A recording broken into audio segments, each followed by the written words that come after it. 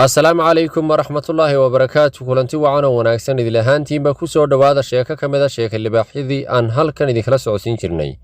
Sheekadana waa sheeko dhex martay nin geel jira ah iyo libaax ama boqorka kaynta.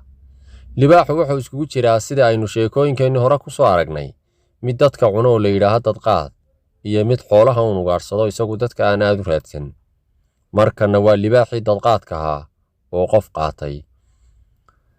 qarnigii aynu soo dhaafnay Soomaalida iyo libaaxa waxaa soo kala maray dhacdooyin aad u fara badan. Haddaba wuxuu yidhi ninka sheekadan ka sheekaynaya, berigii dhulka Soomaalida libaaxu ku badnaa, wuxuu yidhi aniga iyo wiil yar ayaa geel aroora wadnay. Markaa wiilka yar waa kurayga yar ee dabadhoonka loo yaqaano amba caawiyaha geela amba gacan yaraha geela. Xilligu waa xilli casar ah, waxaanu maraynaa meel jiq ah oo xidh ah oo libaaxu caan ku ahayd oo ku taallay koonfurta Hargeysa, laakiin imika aan lagu soo marsiinayn in libaax beri joogi jiray. Markaa annagoo geeli wadna ayuu kii yaraa xidhkii xagga kale ka maray, anna dhinaca kale ayaan ka maray. Wuxuu yidhi wiilkan waxaa la socota hal geela ka mid ah oo ilmihii ka dhintay oo sidii uu kan yari maqaarka ugu sidi jiray. Maqaarku waa kolku ilmaha yar dhinto saanta looga saaro hasha si ay loogu maalo. Ay iska ogolaatay sida ilmaheedii ayay kan yar ugu gudlataa hashu amba lagu maalaa ayuu yidhi. Mar qura ayaan maqlay buquuq iyo qaylo iyo hashii oo wax ku tumanaysa amba cagaha dhulka la dhacaysa oo weyraxsan. Markaa xidhku waa mid jiq ah oo waxba lagama arkayo. Markiiba waan dareemay inuu libaaxi kii yaraa isku raray ama uu libaax qaatay kii yaraa. Suuq maan odhane, laakiin intaan gurgurtay ayaan xidhkii isku qaaday, waayo meeshu waa meel Ilaahay dhir ku manaystay amba uu ku mashaqeeyey. Fadhiga ayaan ku maray xidhka hoostiisii. Markaan xidhkii ka sii dhammaanayo amba aan ka sii baxayo ayaa waxaa surya si kadiisa igaga hor yimid bahal libaaxa oo inankii yaraa tunka ku sita iyo hashii oo isla ka rid oo ku tumanaysa, waayo waxay u arkaysay ilmaheedii oo libaax ka qaatay. Laakiin uu isaguna doonayo inuu xidhka kala dhex galo, oo hadduu xidhka kala galo iyadu kama dabageli karto. Ayaan anigoo dhirtii soo dhex qaaday xagga dambe kaga imid. Markaan arkay inuu inankii yaraa libaaxu sito ayaan isku daray qaylo, ul amba dhangad aan libaaxa 3 goga u geliyey. Intaan inankii lugta qabsaday ayuu tuuray libaaxii, waayo libaaxu marka laga gacan horeeyo wuu tuuraa inta badan waxa uu sito oo wuu naxaa marka ugu horreysa. Ninkii oo dhaawaca ayaan la booday, meel xidhka dhinaciisa ah ayaan dhigay. Waxaan isleeyahay haddii uu xidhka kugu qabto si fudud ayuu kaaga qaadi karaa, ee bartan bannaan ayaad iskaga difaaci kartaa. La soco, hashii halkan ayay waxa samaynayso aad yaabaysaa oo way weyraxsan tahay. Markaan dhigay bannaankii oo aan ka fogeyn ayuu igamuu tegine, markiiba wuu igu soo noqday. Waxaan sitaa waxuba gudin.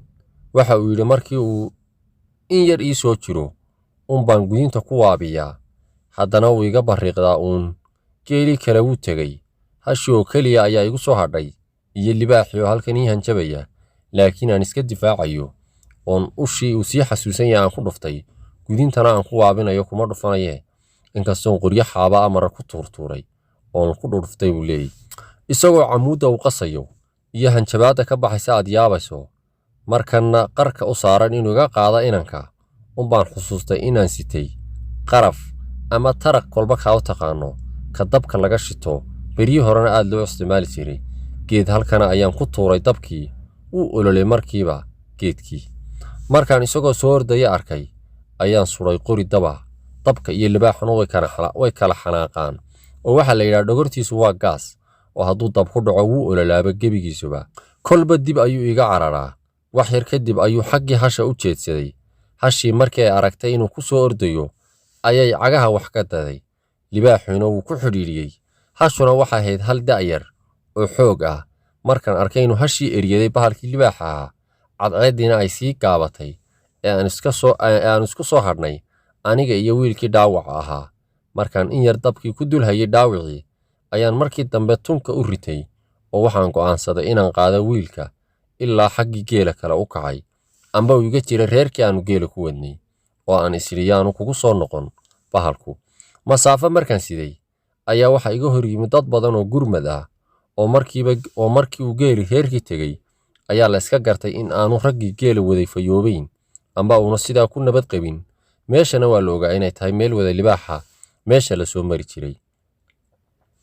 wuxuu yidhi bahalkii hashii wuu gaadhi waayey oo wuu iskaga hadhay, waayo hashu waxay ahayd da'da geelu ugu xoog badan yahay ama ugu dheereeyo. aniga iyo wiilkiina ilaahay naguma soo celin bahalkii. sidaa ayaa wiilkii oo dhaawaca la igula qaaday ilaa iyo reerkii.